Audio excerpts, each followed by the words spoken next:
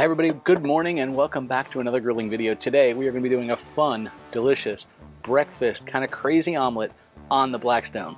We're going to be doing this with hash browns. We're going to cook those hash browns down on a griddle, flip them over so the toasted side is up top. We're then going to pour some eggs on top of that, add in our cheese, onions, peppers, and a little bit of bacon, and then we're going to fold that up. And the external side of it, the outside edge, rather than just being egg, it's going to be a combination of egg and crispy hash brown. Going to be delicious. We'll see you in a few moments while we prep the ingredients. Let's go ahead and prep our griddle right here in the center where we're going to actually do our bacon. And I'm going to go ahead and do this down on low because we're going to chunk this bacon up rather than cook it in full pieces. We want these just to be bite-sized and wrapped into our omelet. Let's go ahead and start by cutting up our bacon. I went ahead and got thick cut bacon. I typically like to use thin bacon. However, because we want this to be in little chunks, we want it to be a little bit thicker, have a nice bite to it. So I'm just going to take out, let's say, about half of this bacon. We're just going to go ahead and cut it up. To make this easier, we'll cut it in half once, then cut it in half long ways. Then we will chunk these up this way. Now remember, your bacon's going to shrink by at least half the size, so consider that when you're cutting your sizes. You don't want to cut them the size of, bacon bits you'd see on your salad. These things will darn near disappear. You want them to be a nice bite. Do the same with this guy here now. By the way, it's best to have this bacon very, very cold. It cuts much easier. Honestly, if you put it in the freezer for about 5 or 10 minutes before you cut it, you'll find that it cuts a lot easier. You can see how the fat's kind of stretching a little bit here. Even though this is a really sharp knife, it's just easier to cut when it's nice and cold. All right, got all that there. We are ready to get this going down on the griddle. All right, we got our griddle up nice and warm. There we go. Let's just go ahead and get this stuff right down on here. And we want to spread it out with our spatula here. We don't want these to be in piles. We're going to cook each little piece separately over here. If you can't break them all up right away, that's okay. You'll better break them up as this starts to cook up a little bit more.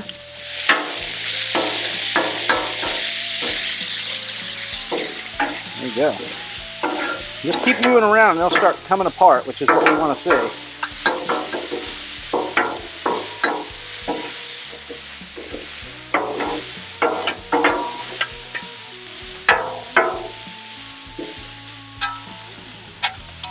Alright, while these are going, let's go ahead and get us some onion and bell pepper cut up. That's good stuff in here. And we're just going to cut these up into little chunks.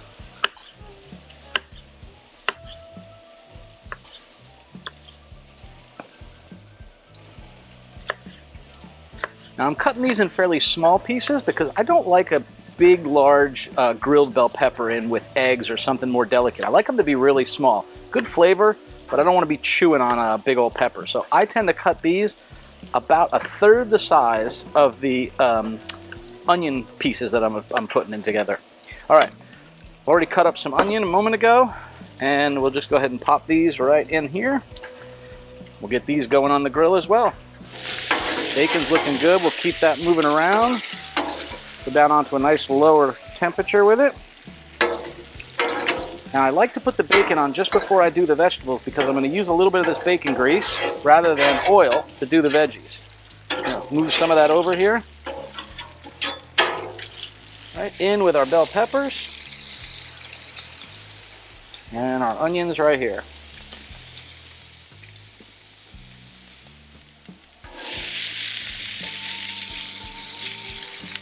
Now we'll check these. We might need to add a little bit more oil. And I have some right here. I'm just not going to put it on unless we need it. Over here. Yeah, right here. Hey, do me a favor. If you like this video, go ahead and give it a thumbs up. And if you want to see more like it, subscribe to the channel and click on that little bell notification so you get notified of new videos. Thanks. Now you can go top notch. Use some leftover baked potatoes. They work great to shred up. But I am a big fan of using these pre-made ones. Frankly, we're out here in the Blackstone. We want it to be quick, easy, and fun. These just make it unbelievably easy. You can usually find these in the grocery section right near the eggs, believe it or not. They'll be in the refrigerator section, and they are pre-shredded and defrosted, not frozen, hash browns. So we'll have these ready to go on in a minute. All right, this is looking real good.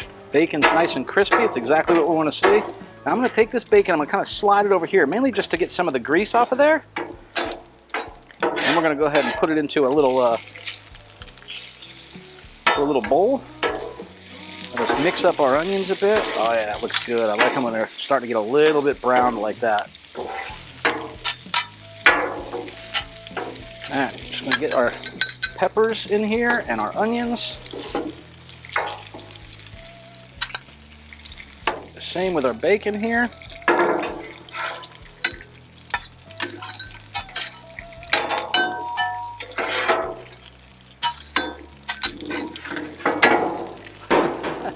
Damn it, that didn't work very well. I'm going to take some of this oil now from back here. This is my bacon fat.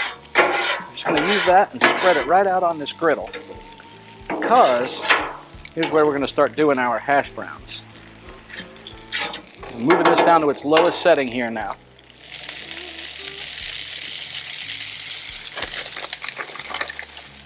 Not going to go in a real big pile. We're wanting to make this as a bit of an omelet. We want to be able to fold it up. Do the same thing over here.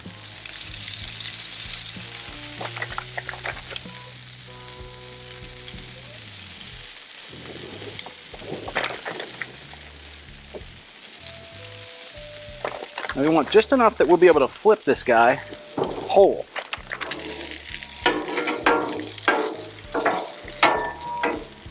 Just trying to shape these guys a little bit. Let's let this heat up nice. All right, well those hash browns cook up. Let's go ahead and get our eggs ready. I'm gonna do 3 eggs in each one of these, I believe. And normally, when I'm making scrambled eggs or something, I mix it with milk just to get it a little bit more creamy.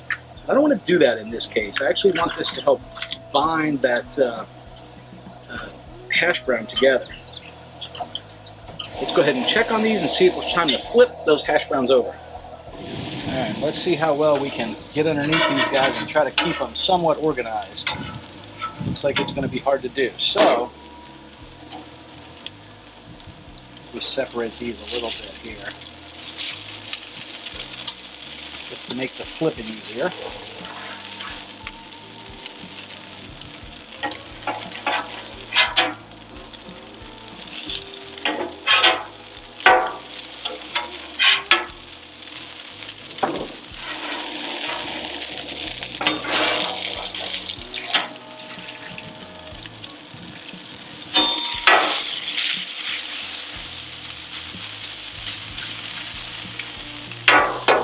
Okay, it is now time to start adding in our eggs.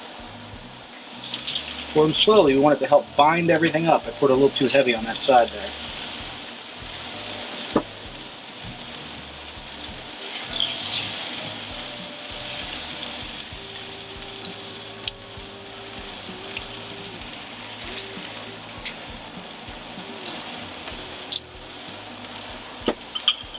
Add in our bacon.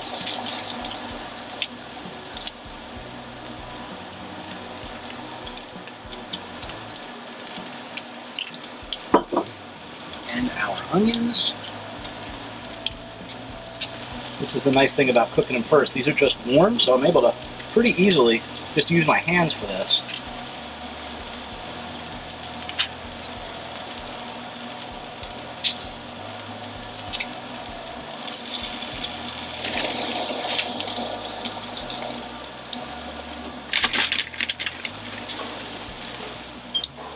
Now, if you have a Blackstone that doesn't have a lid, you might want to have a dome, a large rectangular shaped dome for this step. It helps melt them a little better. But because we have this nice closing lid on this one, it's pretty easy to just close this down. Let that, man oh man, look at that. That looks unbelievable. So we're just going to take this now and we're going to roll this thing right up into fourths.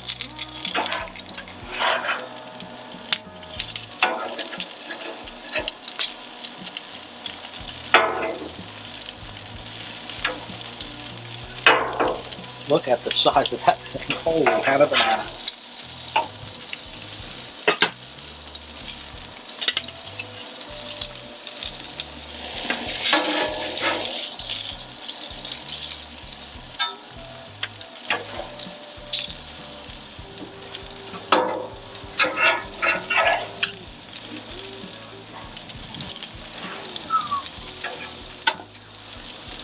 All right, this could have been half the size that it was made. That is a omelet for 2 or 3. So let's give this a shot. We're talking about onions, peppers, bacon, cheese, eggs, and hash brown all wrapped up into one giant delicious omelet.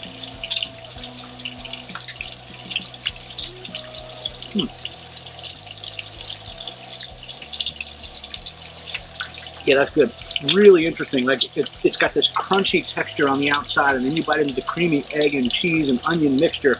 Just phenomenal. And I love crunchy hash browns. Anyway, like we'll just go to like Waffle House on the weekends and like, yeah, make them crunchy. So all those little edges that were sticking out on the side are nice and crispy. And there you go, folks. An amazing hash brown, cheese, bacon, onion, and pepper omelet, and it is delicious. Safe and happy grilling, y'all.